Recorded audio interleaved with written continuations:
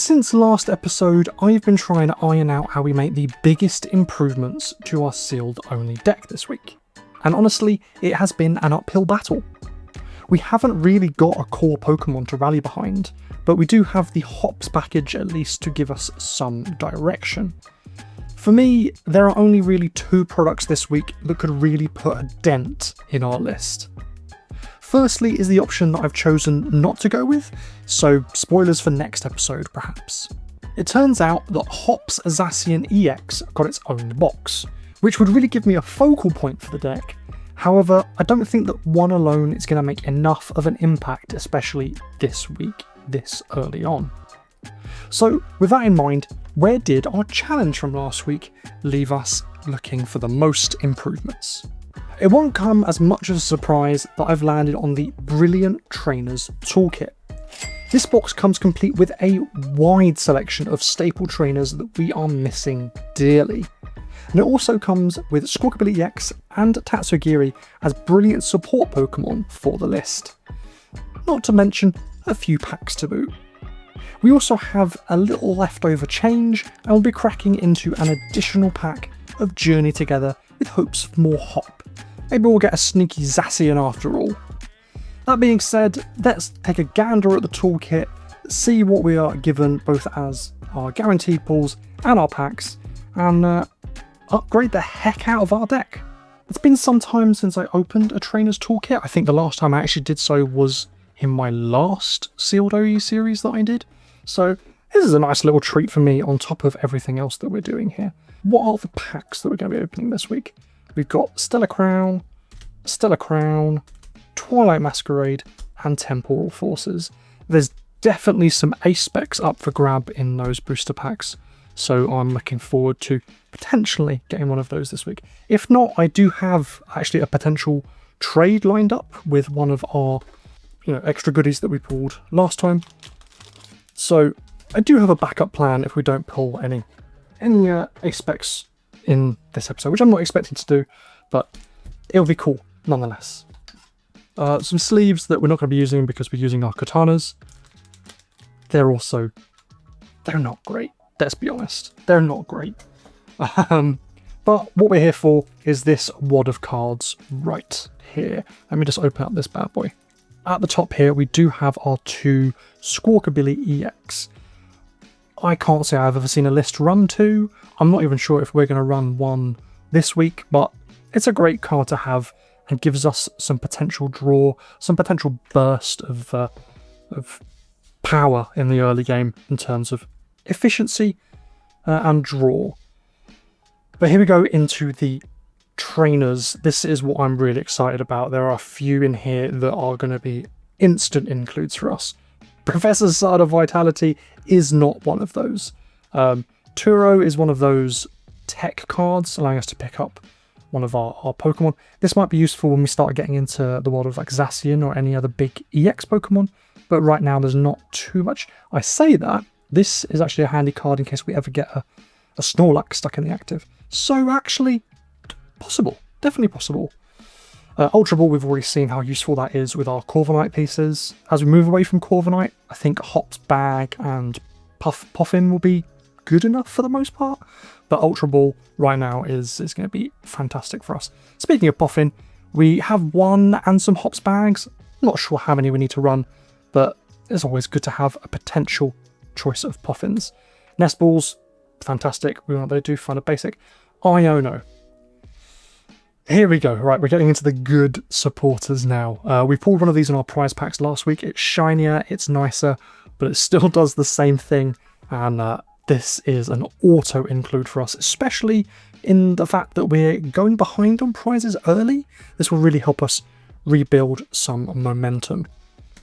Switch is handy. It switches.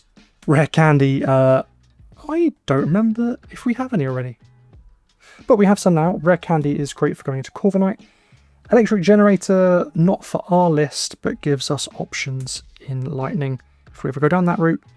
Earthen Vessel, we have probably about as many as we need to play. We're never struggling particularly to find energy. But again, this is one of those staple cards that doesn't hurt to have in the pool. Oh, I hate to say it, but Double might not be the one this week, and a boss's orders can replace it nicely, as can Counter Catcher. As I said before, we're often playing from behind, so Counter Catcher, even over bosses, is highly likely to make it into the list. Lana's Aid is recursion that we are missing dearly, so Lana's Aid will probably be seen as a one-of. Rescue Board, Explorer's Guidance is not what we're looking for. Earthen, however, is finding our tool more than... Well, finding item cards is always handy, but being able to find our Hop's Choice Band, more consistently when we need it, especially on those Cramorant turns. Earthen is going to be huge for that. And how do we find Earthen? Tatsugiri. I think this, more than Squawkabilly, is likely to make its way into our deck this week. Tatsugiri is a single prizer, has utility past the first turn. I'm expecting it to make its way into the list this week. Ditto is a card I forgot was in here. I've not seen this card really used. I remember when I first saw it announced, I thought it was going to be huge. I thought it was cool at the very least. I don't really see a lot of decks playing it, and I don't see us playing it. Much like I don't see us playing Techno Radar. There might be a future in which we play this. Future, pun not intended. I have seen a list from Japan that plays Iron Valiant, I believe it is, the one with the switching in and out for damage. Might be a route we could go down, because I know there is a box for Iron Valorant, so it's easy for us to pick up. So never say never with Techno Radar. Superior Energy Retrieval, probably don't need it, but it's cool to have. Jet Energy, yeah, that's cool to have. Big fan of Jet Energy. Getting ourselves in and out. Our Cramorants, our eventual Zacians, hell, even Corviknight. Big Jet Energy fan. Bug catching set, no. TM Evo, I think we've got as many as we need, but it's always good to have extras. Enhanced Hammer, I don't think we're in a meta for this. Super Rod in. Super Rod's in. If you've played the game, you know how important Super Rod is, especially with our lack of recursion. So Super Rod is a big include for us this week. Reversal Energy is another card that we pulled in our prize packs last week, and the more I thought about it, the more I'm intrigued by it for Corviknight. Reversal Energy could see its way in. Future Boost Capsule goes along the lines of that Iron Valiant play if we go down that route, but it's going in the box for now. The namesake of the channel, Professor's Research. Big include this week. Ancient Booster, don't see it happening. And I have a feeling from here we are looking at duplicates. We'll be adding one or not two of every one of these cards into our list this week. That's going to be over 20 cards once we add in the duplicates, or Tatsugiris, maybe. This is a huge episode too, guys. Like, there's a reason we went for this over Hopzacian. Hopzacian's cool, it's going to be powerful, it will probably go in our deck next week, but I couldn't pass up on adding this much improvement in one go. Not to mention we've still got packs. Let me tidy up here. We'll move on into our packs for this week. We have got 4 packs from our Trainer's Toolkit this week, as well as our 1 pack of Journey Together. I'm going to leave for last. I believe in that. Up first with, I've forgotten what set this was. This is Temporal Forces, which I haven't opened for some time, but I don't see any pink, so we haven't got the ace spec that we all want from here. Sizzlipede, Marill, Golett, Helgim, Explorer's Guidance, Colossal, Perilous Jungle. Oh, this is the poison one. Tell you what, if we ever add a poison package, that'll be good to have. Iron Hands, Latias, and that's the wrong Iron Valiant. That's not the one I was talking about, but it is a pretty card. Pack 2 is Twilight Masquerade. I'm not sure I've ever watched this set. Can't even remember what's in it outside of Luripons, Varoom, Volbeat, Luxio, Goldeen. Oh yeah, the festival stuff's in here. Tatsugiri. That's fine. We've got another Tatsugiri. Jamming Tower, counterintuitive a bit with our deck. Alright, we've got a playset of Tatsugiri. That's fine. Iron Bundle. Wish it was the other one. And a Zapdos. Cool. Can't believe we got 2 more Tatsugiri in there. That's funny. Stellar Crown up next. And there's a few expensive cards in here. Or there's at least one big Pikachu in here. Which could probably fund an entire deck for us. But where would the fun be in that? I guess just owning the card. Riolu, Duraludon. Ooh, that's cool. Is this the set that has Arch in it? That's obviously a big deck right now with Zacian. So that'd be cool. Crispin. Ooh, forget what I said. This is huge. Crispin is huge. I'm gonna put you up there. Different Dubwool, Lantern, Rhyperior, Clang, and Orthworm EX. I mean, we're running metal. I'm not gonna say no. I'm not saying no. Orthworm might make his way in, but Crispin is big. Really happy about Crispin. Really happy about Crispin. Second Stellar Crown set. If we can get another Crispin or an Archulodon, I'll be a very happy man. Lileep, Bombardier, Electabuzz, Lechonk. That's a cute Lechonk actually. Pangoro, Crispin. I love that. Talonflame, Grand Tree. We got an A-Spec. We got an A-Spec. One I don't even own normally. Need to remind myself what it does. Once during each player's turn, that player may search the deck for a stage 1 Pokemon. Oh god, this is wordy. 5 minutes later. Felt like I was reading a Yu-Gi-Oh card. I mean, we don't have an A-Spec right now. It could help with Corviknight. I think I'm going to play it. Grand Tree. Oh, ah! 3 Crispin. I don't even care what the last card is. 3 Crispin. 3 Crispin and a Grand Tree? Do I need to buy more Stellar Crown? That was a really good opening for us. I don't even know if our current deck needs that many Crispin, but now I know that we have them. It gives us a lot of options. We could play Orthworm now. That 4 energy doesn't look so terrifying anymore. Journey together. Journey together. Have we left the best till last, or are we going to fizzle out after all of those Crispins? Lily's Cutiefly, which is becoming one of my daughter's favourite Pokemon recently. Petalil, Minccino, Toadskull. I like the art on that one. I like that a lot. Super Potion. Cool. Another Ends Darmanitan. I think we've got more than a lifetime's enough of Ends Darmanitan. Iris's Fighting Spirit. I don't hate having more of that. It's not a terrible supporter. Pupitar into Tyranitar.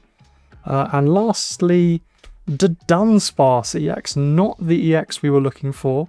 Could be a little tech. I don't know. It's possible. It's possible. I'm not counting it out the same way I'm not counting out Orthworm. That went pretty well. That went pretty well. We've got 3 Crispin on top of all the other supporters we opened. We've got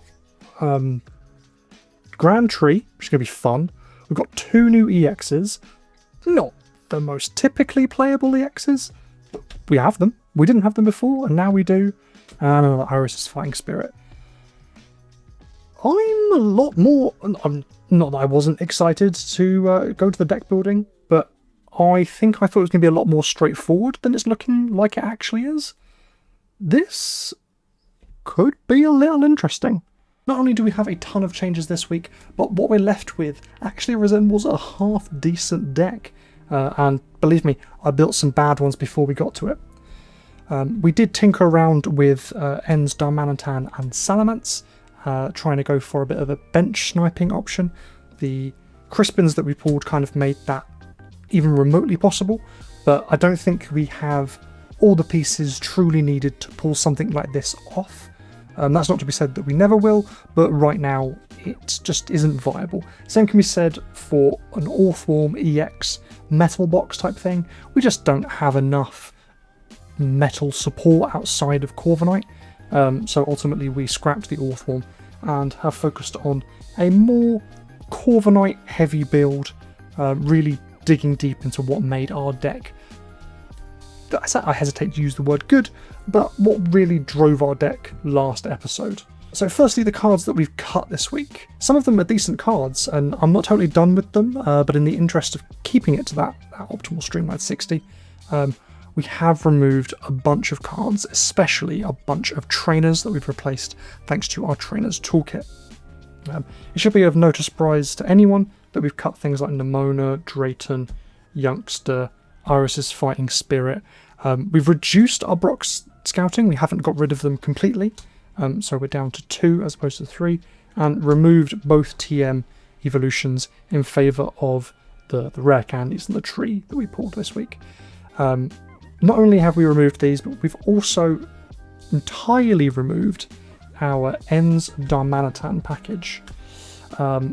Again, I'm not going to keep harking on about it, but we have tried to go for efficiency here, and while I had a solid plan for Ends Darmanitan, I don't think we ever really saw it get pulled off, and when we tried to focus on it, it got in the way more than it helped. And our final cut is the one that pains me the most. We have actually removed Wooloo and Double. It's a good ability, but now that we've got all the gusting that we pulled from the Trainer's Toolkit, I think it's just not the list for it.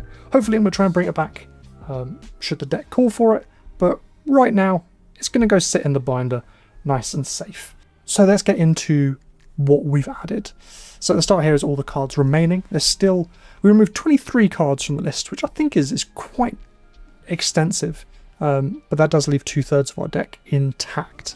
I'm going to put that over here and look at what we've added.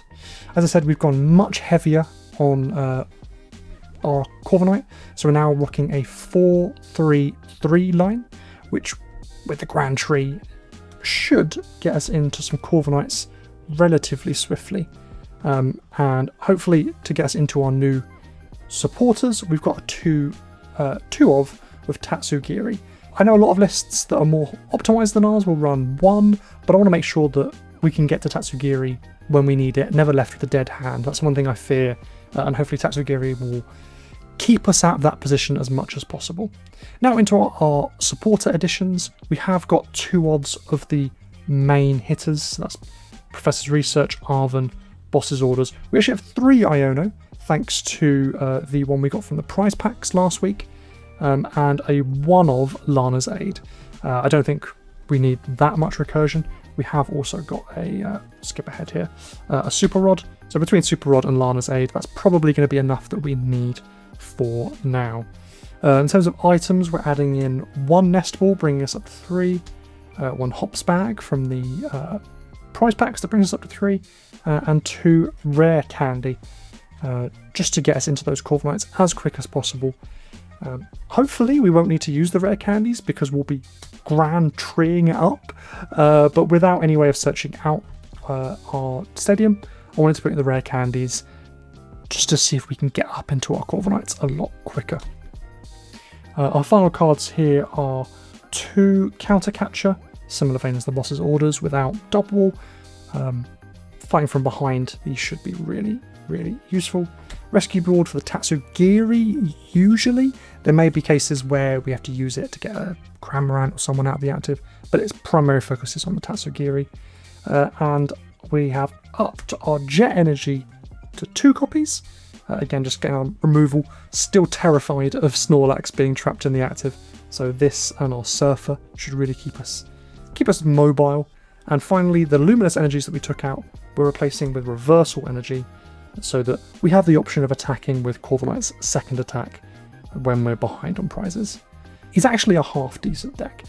It's by no means a tier A list, a tier B list, or even perhaps a tier C list, but we're rocking tier D, we're on the tier list, and I'm feeling more positive in the direction that we're moving, and hopefully within a few episodes we're going to be taking a lot more wins. Can we get some wins this week? Well, let's head to locals and find out. We are off to Aldershot again this week, not for a cup or a challenge, but for regular old Pokemon League. It's hopefully going to be a slightly different set of decks that we're coming up against with a less competitive event. I'm hoping to see some off-meta, some unrefined 60-card lists here today. One of the reasons we're returning to Aldershot is because IGN are going to be in the house today. They're filming a piece on the Pokemon Trading Card game, I assume, and are going to be filming and interviewing people, and hopefully we can try and get our deck in the background of a video, see if we can't show off sealed only on the IGN YouTube channel. Locals was 3 rounds, 50 minutes best of 3, and traditionally this is where I would cut to gameplay, but things took an unexpected turn this week. Our footage decided to corrupt and not play ball, so we're going to be testing my memory with a creative retelling of events. Round 1 was supposed to be our feature match this week, and what a match it would have been. Frustratingly, I didn't take any notes as we'd recorded the entire thing, so I'm going to summarise the game rather quickly here. The game was against Aldershot's resident Eevee fan who was picking up the Eevee Terror Box for the first time after having not played Pokemon for a few weeks. We took advantage of her lapsed knowledge of our newer cards, even pouncing on her mistake of thinking Cramorant was turned off and not on when she went to 4 prizes. I'm not exactly proud of that, but we needed all the help we could get. Game 1 we took the win thanks to her mistake with Cramorant and a very fruitful Grand Tree. Game 2 we got rather controlled out by Sylveon EX, leading to us having no attackers set up for most of the game.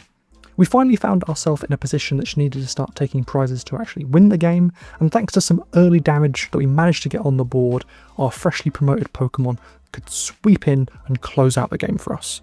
Honestly, I'm very sad that we don't have footage of our first win of the series, but I'm just going to have to make sure it's not our last. Round 2 was an interesting matchup.